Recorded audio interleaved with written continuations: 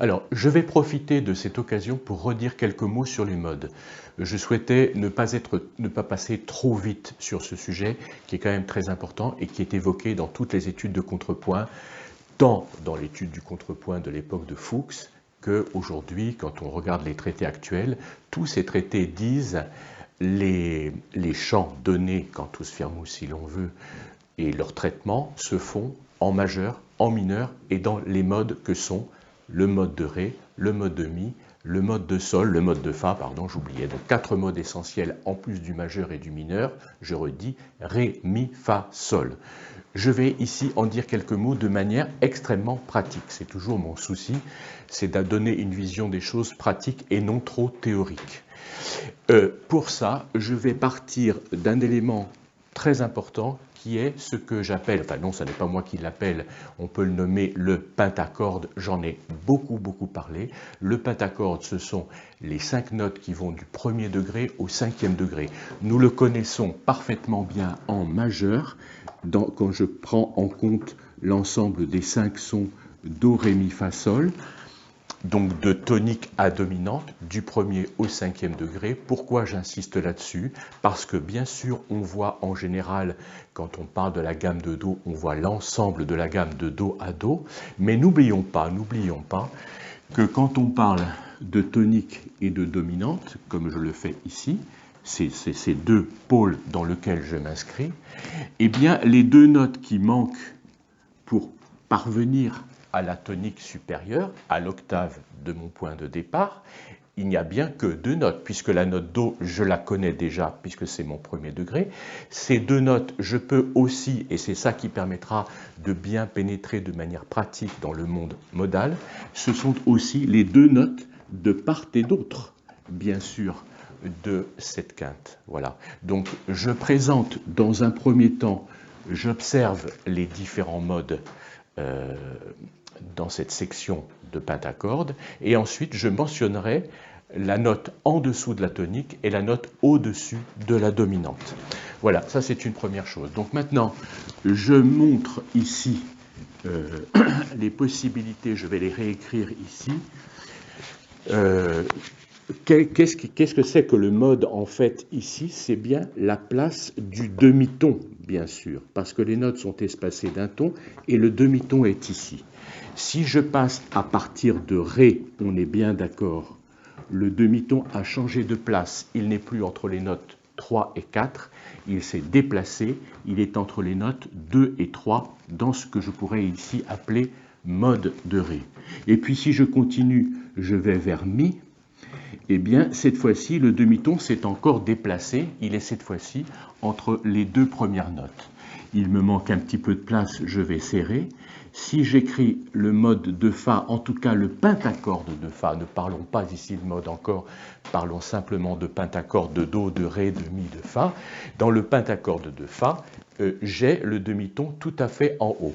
Donc ce que je veux dire, c'est qu'à partir, je les efface pour les présenter d'une manière différente et les ordonner, de manière à pouvoir bien les saisir et les comprendre.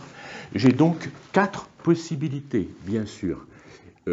J'ai tout simplement, je montre ici, un pentacorde où le demi-ton serait en haut. S'il s'agit du pentacorde de Fa, un ton, un ton, un ton, et le demi-ton est ici.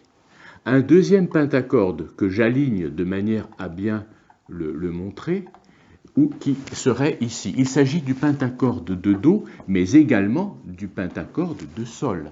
On pourrait donc nommer ce pentacorde modal, celui de Do, celui de Sol. Bon, je me répète, je pense que c'est clair.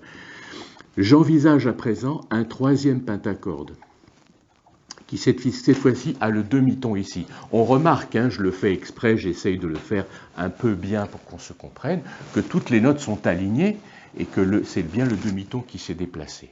Et bien là, ce demi-ton sur les touches blanches du piano, qui possède le demi-ton entre les degrés 2 et 3, c'est le pentacorde de Ré, mais également le pentacorde de La. Donc on peut qualifier ces deux pentacordes, celui-ci de majeur, parce que c'est le modèle majeur, et celui-ci de mineur, parce que c'est le modèle mineur. Et puis j'ai un autre pentacorde qui, lui, a le demi-ton au début, ici. Et ça, c'est le pentacorde de Mi.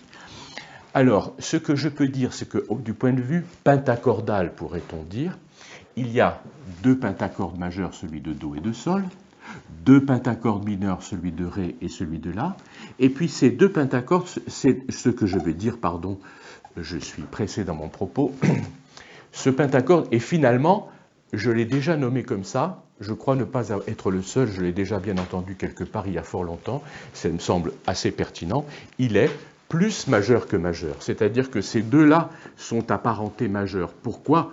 Parce que leur troisième degré est au même niveau.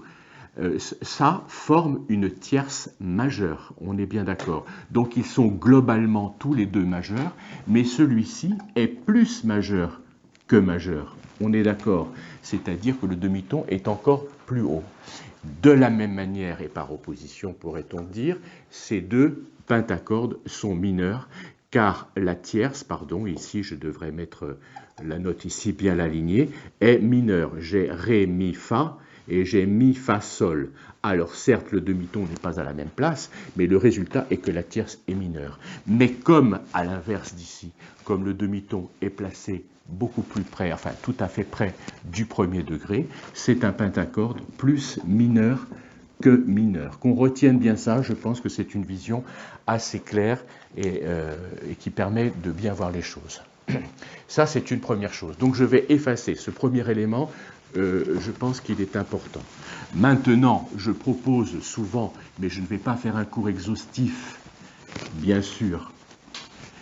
Néanmoins, je propose un petit exercice, c'est-à-dire qu'il faut s'exercer pour comprendre la notion de mode. Je vais prendre, par exemple, Sol, et je propose, à partir de Sol, d'écrire les différents pentacordes. Alors, le pentacorde, celui qui est le plus majeur que majeur, je vais prendre de la place, je commence ici, je commence à partir de Sol, et je veux plus majeur que majeur, c'est-à-dire celui qui a le demi-ton tout à fait à la fin, collé contre le cinquième degré. Bien, si je veux ça à partir de la note Sol, j'aurai bien sûr ça. On le comprend très bien avec le pentacorde majeur, Sol étant lui-même le modèle d'un pentacorde majeur. On voit bien que le demi-ton est là, et que là, il a été poussé ici. Troisièmement, et je trace une séparation ici, parce qu'il y a vraiment le groupe des majeurs, avec son plus majeur que majeur et majeur proprement dit. De la même manière, il y a les deux mineurs et plus mineurs que mineurs. J'ai bien sûr, on le sait, du point de vue de la tonalité, Dieu sait que je l'ai exposé quelques milliers de fois, voilà le pentacorde majeur, voilà le pentacorde mineur, le troisième degré est abaissé, le demi-ton se trouve donc entre les degrés 2 et 3. Et puis plus mineur que mineur pour rester dans mon vocabulaire, je reprends le pentacorde mineur, hein, on est bien d'accord, c'est le même, et j'abaisse le deuxième degré de manière à obtenir le demi-ton ici. Voilà. Alors maintenant, j'en viens à une notion qui est très importante, la notion de ton et de mode. Si j'écris une ligne mélodique à partir de Sol, je me considère, enfin c'est pas parce que ça commence par Sol, parce que ça n'est pas une preuve, mais si l'ensemble de ma ligne mélodique est en Sol, c'est-à-dire qu'elle commence et qu'elle finit par Sol, une ligne dont la tonique est Sol, je dis que c'est le ton de Sol, c'est bien le ton de Sol, c'est-à-dire que Sol est tonique, dans ton il y a le sens de tonique, mais que c'est le mode de Fa. Voilà, et ce mode de Fa s'appelle le mode lydien. Voilà ce que je voulais préciser. Ici, il s'agit du ton de Sol, bien sûr, toujours, à chaque fois, je suis dans le ton de Sol, mais il s'agit du mode majeur. Donc ça, nous le connaissons dans la tonalité, très bien, on parle de la gamme ou de la tonalité de Sol majeur. On nomme le ton et le mode. Puis ici, j'arrive de la même manière, il s'agit bien du ton de Sol, toujours, mais du mode mineur. Du mode mineur. Donc j'ai bien la tonalité de Sol mineur, dont le ton est Sol et dont le mode est mineur. Et puis ici, toujours avec le ton de Sol, cette fois-ci, il s'agit du mode de Mi. Du mode de Mi, qui est le mode phrygien. Voilà. Alors, il faut savoir que ces termes ont été employés tardivement, à une époque plus tardive. Le fait de nommer mode de ré, mode de mi est très ancienne, elle remonte au haut Moyen-Âge pratiquement, tandis que cette manière de nommer lydien, phrygien et nous verrons après dorien, mixolydien sont des termes plus récents qui remontent au peut-être XIVe siècle. Je n'ai pas les dates précises en tête, mais enfin ça a été fixé il y a fort longtemps. On sait notamment aujourd'hui, ces termes sont très très employés. N'oublions pas qu'ils sont très anciens, ils ne sont pas modernes, ce sont eux qui sont anciens. Voilà. Je fais donc une petite pause pour effacer le tableau et maintenant je vais développer un peu, je vais parler du mode dorien.